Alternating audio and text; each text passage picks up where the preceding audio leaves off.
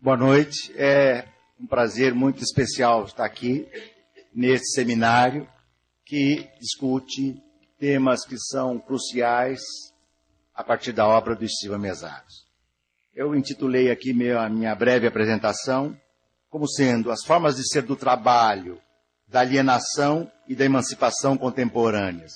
Notas a propósito do Seminário Internacional Estiva Mesaros. Estiva Mesaros é o mais importante herdeiro intelectual do filósofo húngaro Lukács e um dos mais importantes pensadores marxistas da atualidade. Ele publicou seu excepcional estudo, A Teoria da Alienação, em Marx, em 1970. Desde logo, o livro tornou-se referência obrigatória para os interessados em melhor compreender um tema crucial do nosso tempo, a problemática da alienação, ou, se quisermos, os modos de ser do estranhamento. Mesaros mergulhou corajosamente nos escritos fundamentais de Marx para, de modo ontologicamente criativo e original, recuperar a riqueza, densidade e complexidade da temática. Sua desenvoltura em relação a este autor, a Marx, e seus diálogos com o pensamento clássico e contemporâneo antecipavam, em 1970, o domínio enciclopédico e a radicalidade estonteante do pensador marxista húngaro, então radicado na Inglaterra. Seu impacto foi imediato. O livro lhe permitiu vencer o meritório prêmio Isaac Deutscher, na Inglaterra, e ver sua publicação tornar-se leitura obrigatória, até a última contabilização que eu fiz, em 15 países e em 12 línguas diferentes. A obra de Estiva Mesaros, como sabemos, desde este livro, para não falar dos anteriores, até hoje, é vasta. Ele é responsável por uma recuperação do que ele mesmo denominou como sendo, não tratando da sua obra, mas da sua vertente analítica, como uma ontologia singularmente humana a partir do trabalho. A minha indicação aqui, então, vai no sentido de mencionar 3 pontos, e eu diria, sob enorme influência deste autor que nós estamos discutindo hoje. A primeira nota eu chamaria do pêndulo do trabalho. O trabalho frequentemente foi concebido na história do pensamento ocidental, se formos pensar só no pensamento ocidental, de modo pendular e frequentemente unilateral. Ora trabalho era sofrimento, ora trabalho era felicidade, ora trabalho era servidão, ora trabalho era emancipação. Ora o trabalho era entendido como ato vital, ora o trabalho era concebido como expressão de sujeição. Se fôssemos lembrar 2 obras emblemáticas do mundo grego, Hesíodo dizia, na sua ode, os trabalhos e os dias, uma ode ao trabalho, que o trabalho desonra nenhuma, o ócio desonra é.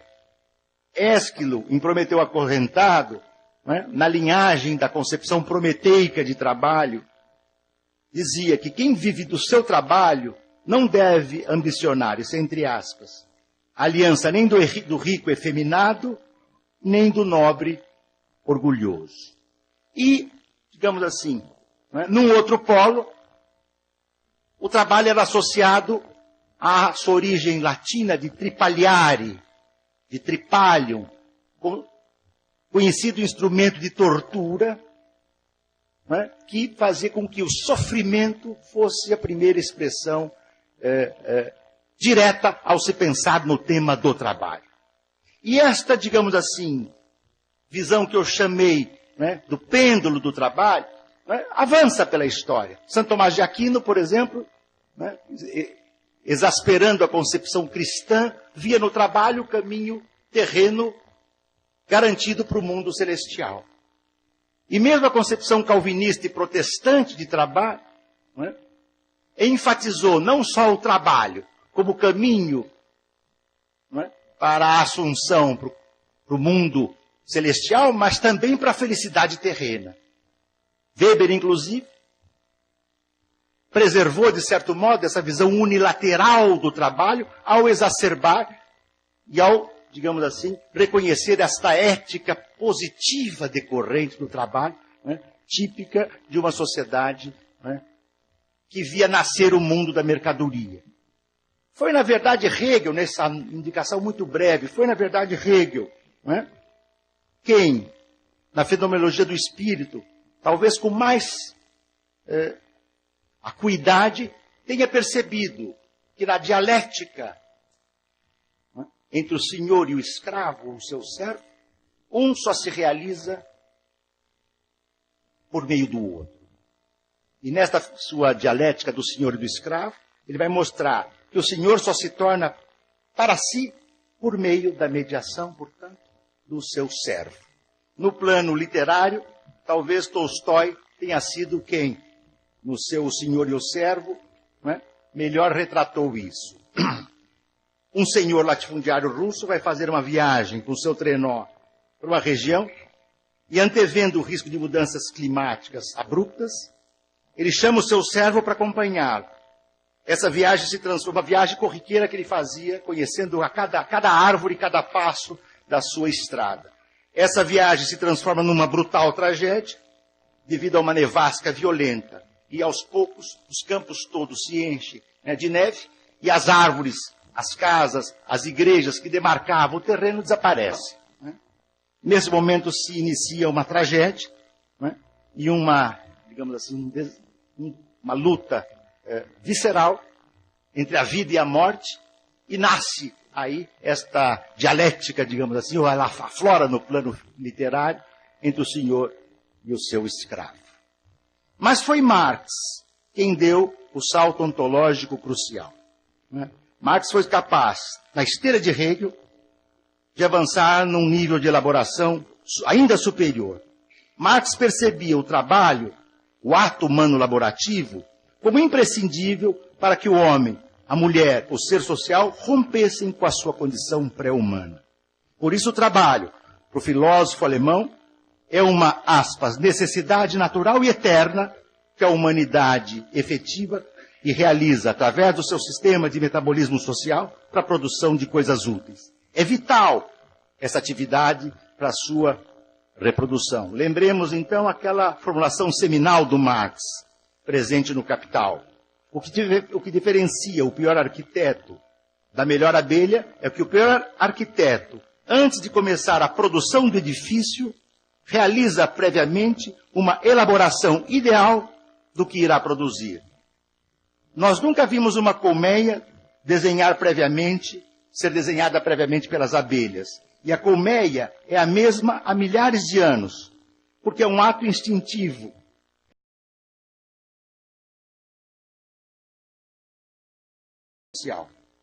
Mas o mesmo Marx, que disse que o trabalho é uma necessidade humana imprescindível, dirá que o trabalho, sob o capitalismo, se torna alienado, estranhado, reificado, coisificado. É um trabalho em que o trabalhador e a trabalhadora que produz, nesse ato produtivo não se realiza.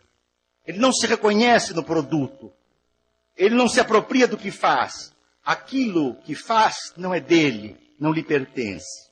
E essa desrealização, ou como lembrava aqui o Giovanni, essa desefetivação, os termos são do Marx, no próprio ato produtivo, que Mesaros, por exemplo, em seu Para Além do Capital, ao tratar da ontologia singularmente humana de trabalho, denominou como a mediação, as mediações de primeira e de segunda ordem.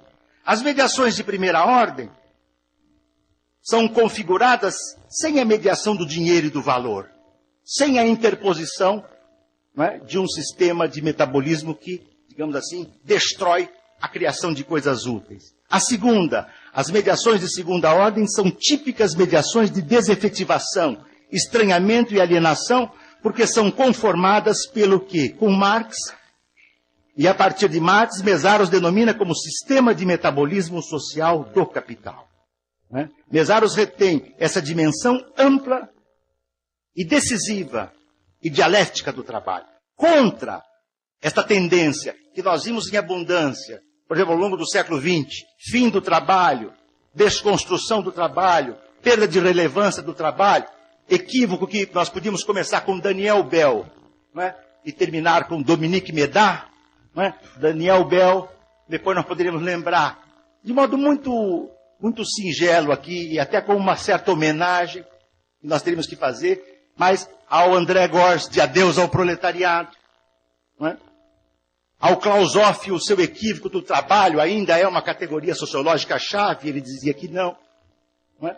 A Jeremy Rifkin nos Estados Unidos, a Dominique Méda no trabalho, um valor em vias de desaparição, até o equívoco maior, não é, que foi o cometido por Habermas na sua desconstrução do trabalho, ao operar uma disjunção, analiticamente, sem nenhuma base ontológica entre sistema e mundo da vida. Quando você realiza uma operação epistemológica desse tipo, e o sistema e o mundo da vida são seccionados, a partir daí os equívocos são completos, e o maior que o Habermas cometeu neste capítulo foi ter dado fim ao sentido estruturante do trabalho. E ter imaginado num sentido estruturante, né, da esfera intersubjetiva e comunicacional, que fez um sucesso tão enorme que talvez esteja da razão inversa da capacidade que ele teve de conseguir entender o mundo atual. Não é? Muito bem. É neste, talvez, né? Aqui é como hipótese, né? E uma hipótese, por certo, um pouco provocativa, já pude escrever sobre ela. Não é?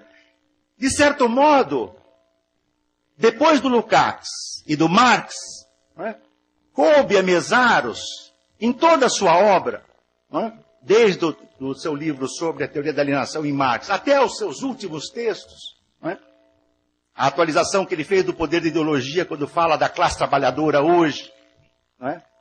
O pequeno item que trata no desafio e o fardo do tempo histórico também sobre a classe trabalhadora, e compreender esta dialética da positividade e da negatividade do trabalho.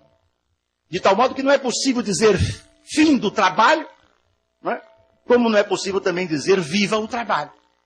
Pois esta unilateralidade, ou num polo, num lado do pêndulo, ou no outro, não captam este movimento profundamente dialético, não é? Que nasce com Hegel, ganha concretude ontológico materialista com Marx, e que encontra em vários autores, e particularmente no Mésaros, uma contribuição decisiva. Eu devo dizer também, acho que isso eu nunca comentei também a ele, até porque não tem relevância nenhuma, não é? Mas o Teoria da Alienação em Marx foi o primeiro livro que eu li do Mésaros. Foi publicado no Brasil na primeira edição em 1981, se a minha memória não falha, não é? Reeditado recentemente. Não é? E foi um livro que teve um impacto significativo para aqueles que queriam compreender o fenômeno social da alienação. Não é? Nós podemos dizer que a intelecção que o Mésaros faz, a partir de Marx e também de Lukács, de compreender que no sistema de metabolismo social gerado pelo capital, é decisiva na obra do Mésaros a distinção que ele faz entre capital e capitalismo. Não é? Um e outro não são o mesmo. Não é? No sistema de metabolismo social do capital, aquilo que é decisivo no trabalho, enquanto a sua mediação de primeira ordem, de criar bens socialmente úteis, é pervertido, é subvertido, a expressão também é marxiana, não é? E passa a ser subordinado à produção de valores de troca. Isto é que é decisivo. E Mésaros vai enfatizar, especialmente em Para Além do Capital, que uma das tragédias do sistema de capital para a humanidade é que foi o primeiro sistema de metabolismo social que instaura um modus vivendi onde a produção de bens não visa a sobrevivência da humanidade.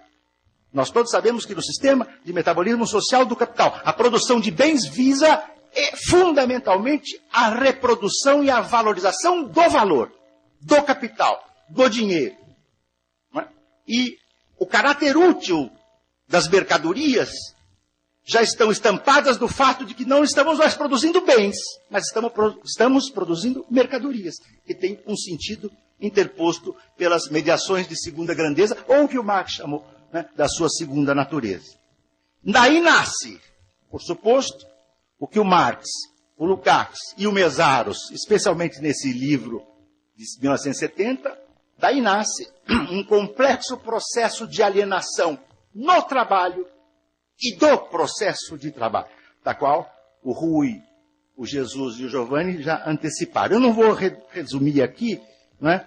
Os quatro, viu, Rui, são 4 momentos constitutivos da teoria da alienação do Marx. Não é? A alienação em relação ao produto do trabalho, que estampa uma alienação presente na própria atividade produtiva E esta alienação, ou esta desefetivação na própria atividade produtiva, expressa um não reconhecimento, terceiro momento, da individualidade que o faz, que não se vê, quarto momento, como parte constitutiva do gênero humano. Esta é a teoria, digamos, da alienação ou do estranhamento, e o Mésaros está atento, não é? Como todos nós sabemos aqui, não é? Na distinção que ele faz, especialmente na nota de rodapé, entre a ênfase que o Marx dá ao Entfremdung, não é? O sentido do estranho que se volta contra o seu criador, e do Entäußerung, que tem uma dimensão, digamos assim, dita aqui de modo breve, que mais se aproxima da exteriorização. Muito bem. Em O Capital, e esse é um outro traço muito importante do livro do Mésaros, ele é demolidor com relação às teses, que eram muito fortes à sua época, né, da sua publicação, do jovem Marx, que fazia ideologia, e o velho Marx, que faria ciência. Ele é demolidor. Ele vai mostrar que na obra de juventude do Marx, não é, você tem os fundamentos ontológicos, e que em O Capital e nos Grundrisse, esta obra, a sua teoria da alienação ou do estranhamento, ganha, por exemplo, nas excepcionais considerações sobre o fetichismo da mercadoria presentes no Capital, ou da coisificação e reificação presentes nos Grundrisse, mais adensamento ontológico. E, digamos assim, e a partir daí nos apresenta o problema da alienação ou do estranhamento. Eu já vimos o tamanho do complexo problemático que isso tem, né, nas falas anteriores. Nós entramos na minha segunda nota. Eu preciso só de um pouco de água, porque minha garganta aqui dá sinais de secagem, né? Acho que estamos no clima, né? Quer dizer, estamos sendo mais ou menos sofrendo um processo de torrefação aqui dentro, tá certo? Da minha garganta também. A segunda nota que eu queria então trabalhar, não é? Para tentar ficar no tempo que temos, não é? E não abusar da paciência, especialmente do nosso querido Silva Mésaros, que está aqui desde as 2 horas ouvindo, né? Estamos judiando, né? Provavelmente cometendo alguns razoáveis equívocos acerca da obra dele, né? A segunda nota que eu queria fazer é, bom, e como pensar então o fenômeno da alienação e do estranhamento no século XXI? Eu tenho que ser também mais ou menos taquigráfico. Eu diria, nós temos 2 grandes formas diferenciadas de alienação no século XX para o século XXI. Nós sabemos que as alienações típicas do século XIX se intensificaram e se complexificaram. De certo modo, o Giovanni, né, nos ofereceu vários elementos para pensar. Obrigado.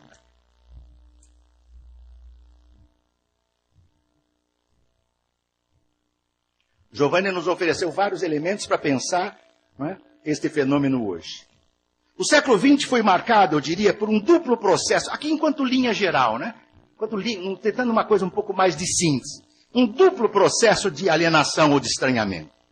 Ainda que mantenha, essencialmente, os mesmos traços ontológicos constitutivos das alienações do século XIX, há novas particularidades e singularidades, né, que nós devemos explorar. Quais são essas quais são essas particularidades? E esta aqui, digamos, se eu pudesse modestamente dizer, é o meu diálogo e a minha homenagem a um livro como Teoria da Alienação do Mésaros, mas o que vem aqui não é responsabilidade dele, mas é minha, né? Então, se equívocos há, são meus e não dele, né?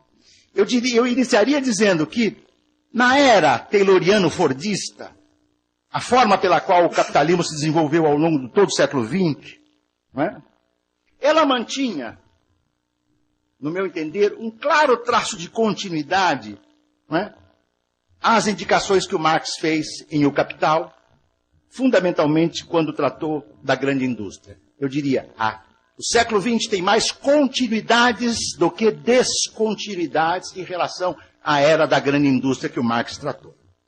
Vivenciarmos, então, né, desde o século XIX, um processo, para usar uma expressão do Lukács Maduro, de desantropomorfização do trabalho, que é muito acentuado desde os inícios da Revolução Industrial, nos séculos XVIII e XIX, e que se esparrama ao longo do século XX.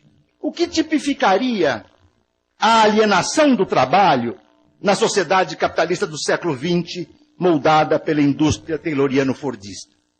Como o tempo é pequeno, os tempos modernos do Chaplin talvez seja, no plano fílmico, a mais genial expressão desta alienidade, tá certo? Mas, se fôssemos além do que esta fotografia fílmica do da genial obra do Chaplin expressa, nós poderíamos lembrar dois autores, né, que conseguiram indicar pistas ricas do que se passou naquele período. O primeiro deles é Lukács, num livro marcante, publicado em 1923, onde há um capítulo chamado A Coisificação e a Consciência do Proletariado, que antecipa teses que estavam nos então desconhecidos manuscritos econômico-filosóficos de 44. Livro que nós sabemos só foi publicado em 1932. Portanto, né, 9 anos depois do História e Consciência de Classe. Lukács dizia que a fragmentação tayloriana do trabalho penetrava até a alma do trabalhador. Né? Outro grande autor que percebeu isto com astúcia excepcional, as formas da alienação no século XX, foi Antônio Gramsci. Especialmente no seu ensaio Americanismo e Fordismo, ele mostrou que o Fordismo, que ele concebia também num sentido amplificado, ou o americanismo, como de que falou, criava uma concepção de homem integral para o capital que atingia o nexo psicofísico do trabalho, de modo intenso. Em síntese, né, para tentar não passar muito do prazo.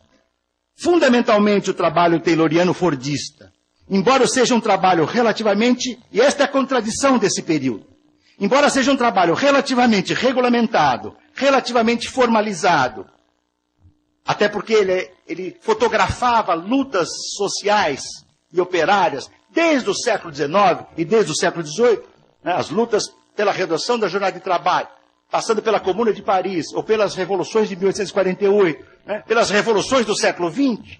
Né? Então, embora o trabalho tayloriano fordista fosse relativamente regulamentado e formalizado, ele era um trabalho maquinal, parcelar, fragmentado, fetichizado, coisificado e alienado. Aí o Chaplin nos ajuda a entender tudo isso. Né? Quer dizer, na verdade, o que o Lukács chamou da desantropomorfização do trabalho. Um homem que se torna apêndice da máquina, para lembrar os termos do Capital. Do artesanato e ainda na manufatura, o homem comandava a ferramenta, na grande indústria, vai dizer o Marx, a máquina ferramenta vai comandar o trabalho que se torna apêndice da ferramenta. Não é por acaso que o Taylor dizia que os trabalhadores seriam uma espécie de gorilas amestrados. E o Taylor não era burro, hein? Taylor foi responsável, né? Ele era um pouco agressivo, vamos dizer assim, né? E um pouco irônico. Eu um dia pensei como é que eu responderia em termos recorrendo aos animais ao Taylor, mas não há tempo de falar aqui, nem vou falar, até porque eu acho que eu não lembraria agora como mas eu cheguei a pensar uma coisinha bacaninha se o Taylor tivesse vivo. Como ele vivo mais não está, não vamos, né? E, embora ele não seja um cachorro morto, nós não vamos perder tempo aqui no reino dos animais, tá certo? Mas ele dizia que os trabalhadores deviam ser gorilas amestrados, né? Este era, digamos assim, o mundo reificado e coisificado, né, da virulência fabril, dos 8, 10, 12, 14, 16, 18 horas de jornadas extenuantes. Muito bem.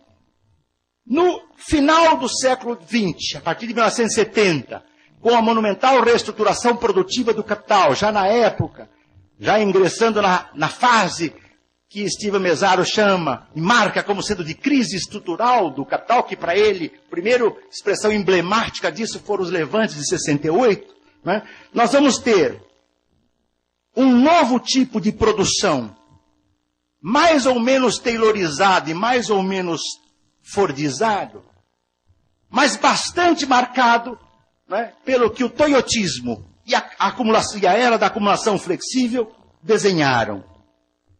Todos nós que entramos numa fábrica hoje, bastaria citar isso, nós sabemos que as fábricas não têm mais divisórias. Não há mais o restaurante do peão, do trabalhador, e o restaurante da gerência. Né? Isso, qualquer fábrica, da Toyota, da Ford, da Volkswagen, qualquer fábrica que vocês entrarem. Eu entrei numa da Ford em 25 anos atrás, da hora de almoçar, bom, você vai no restaurante dos gerentes, né? Ou dos peões, agora não. Até porque, para que haja esta ideia da não fábrica, do não trabalho, o mito da não fábrica e do não trabalho, o trabalhador ou a trabalhadora se converter em colaboradores, em parceiros, em consultores. Então o colaborador não é o trabalhador. Ninguém pode falar na fábrica que aqui tem operário. Está excomungado, tá certo? Porque o operário não, é um colaborador. E nesse mundo aparentemente mais envolvente, aparentemente menos despótico, não é? Há um profundo processo de interiorização da alienação e dos estranhamentos. No meu livro Adeus ao Trabalho, eu chamei esse processo, né, de dizer que o trabalhador, para o capital, o trabalhador deve tornar-se o déspota de si próprio. Ele deve ser o controlador, ele deve ser, tá certo? O gestor, ele deve ser o supervisor do que ele faz. Ele é a polícia de si mesmo, né? E nasce o trabalho polivalente, multifuncional, nos anos 80, 90, por metas, por competências e concorrências hoje, por projetos. Poucos dizem que em 2005, 2006, 6 gestores da Renault e da Peugeot se suicidaram. No mundo empresarial não contam que desde 1990 a Justiça do Trabalho no Japão reconhece o karoshi como sendo uma morte que decorre do estressamento e da violência do trabalho. Nós sabemos que o volume de adoecimento, mortes, suicídios, né, citando o caso da França, é importante lembrar que a França não é um país que tem tradição de morte no trabalho, diferente do Japão, que o gestor se entrega, tá certo, até o seu exaurimento e no limite da sua morte. Esse processo, digamos assim, onde a equipe de trabalhadores, uma compete com a outra, se isso aqui fosse uma planta produtiva, nós teríamos 10, 15 equipes, uma concorrendo com a outra, com placar, né? Se um falta, ele é cobrado pelos seus colaboradores. Esta é a lógica patronal. Isto cria, digamos assim, uma forma de alienação. Atenção, a síntese me obriga a dizer de modo talvez um pouco direto. Aparentemente despótica, mas ela é mais interiorizada. O trabalhador ou a trabalhadora tem que acreditar que eles são colaboradores e não trabalhadores. Eles não são fornecedores de mais valor de sobretrabalho, eles são parceiros da empresa. Eu sempre pergunto, às vezes eu faço algumas perguntas ingênuas, mas é gozado. Por que esse parceiro é o primeiro que é demitido quando tem crise? Né? Eu sempre pergunto, eles nunca respondem. Tá certo? Eles nunca respondem, é claro. Né? Porque é uma parceria, por isso que eu dizia hoje na abertura do nosso seminário, né? Eu não gosto de falar em parceria, porque aí é sacanagem. Tem? Aí tem embró. Parceria, você fala, alguém está levando e alguém está dando. Tá certo? Muito bem. Se eu pudesse, numa nota, para terminar, a primeira, não, isso naturalmente não vale para cá, isso vale para as relações do capital no mundo do trabalho hoje. Portanto, nós temos no capitalismo do século XX, inícios do século XXI, uma dupla e diferenciada precarização do trabalho, que tem ressonâncias e distinções, né, em duplas e relativamente diferenciadas formas de alienação do trabalho. A primeira, taylorista e fordista, é mais despótica, ainda que mais regulamentada e contratada e com direitos. É mais coisificada e mais reificada, embora formalize a relação capital e trabalho. Olha a tragédia. A segunda, que eu chamo da flexibilidade toyotizada, é aparentemente, Hegel e Marx aqui, então friso bem, aparentemente menos despótica, é aparentemente mais participativa, mas é completamente desprovida de direitos. Todos são terceirizados, quarteirizados, part-time, full-time, né? Hyphenized workers, na expressão de um sociólogo do trabalho inglês, quem me ajuda aqui, o nosso colega o Rubeno, né? Ou do que eu chamei também com hífen a classe que vive do trabalho. Tem sempre o hífen no meio da classe operária, part-time, full-time, semi-qualificado, não qualificado. Muito bem. Né? Isso significa que a fábrica ou a empresa moderna, ela quer ter uma forma de alienação mais interiorizada, mais profunda. Mas isso me leva ao terceiro ponto que eu só vou indicar, até porque se não o fizesse, seria injusto para com a obra do Mézard. Né? Porque até aí nós poderíamos dizer, né, que vários autores entenderam o processo de alienação na sua forma profunda. Mas há um problema fundamental. Com todas as alterações do capital, em relação ao mundo produtivo, há, para usar os termos do Mézard, para ele uma questão nodal. A contradição visceral entre a totalidade do capital social total e a totalidade do trabalho social. E esta contradição complexificada, né, entre a totalidade do capital social e a totalidade do trabalho social, colocam a confrontação capital e trabalho na ordem do dia. O que nos leva a um segundo ponto. A superação da ordem atual encontra, num conjunto amplo, heterogêneo e complexificado de forças sociais que tem no trabalho o seu eixo central. Isso é uma questão muito importante. Não é que é só a classe trabalhadora que pode acarretar transformações, mas ela é o polo do trabalho, entendido no sentido ampliado, né, é decisivo nessa transformação. O que implica em quebrar o que o Mesaros tem insistido há muitos anos, na verdade algumas décadas, um equívoco do trabalho muito grande. As forças sociais do trabalho aceitam muito facilmente o caráter parcelar que o capital lhes impõe. Um setor do trabalho faz luta econômica sindical e um outro setor do trabalho faz a luta política eleitoral, a bonitona, aquela que não leva quase nada. Não é? E nesta bifurcação que o capital impõe às forças do trabalho, na medida em que o capital não se bifurca, porque ele é totalizante, né, o trabalho acaba na fragmentação e no seu caráter parcelar, não fazendo uma questão decisiva, que o Marx já tinha alertado, podemos lembrar a carta de Marx a Bolt, por exemplo, né, que a luta econômica e a luta política são imprescindíveis e uma avança a partir da outra. E o segundo ponto, se o Mesaros reconhece, como poucos, o caráter decisivo, rebelde e verdadeiramente estruturante na ação emancipadora do trabalho, a sua luta deve ser centralmente extraparlamentar.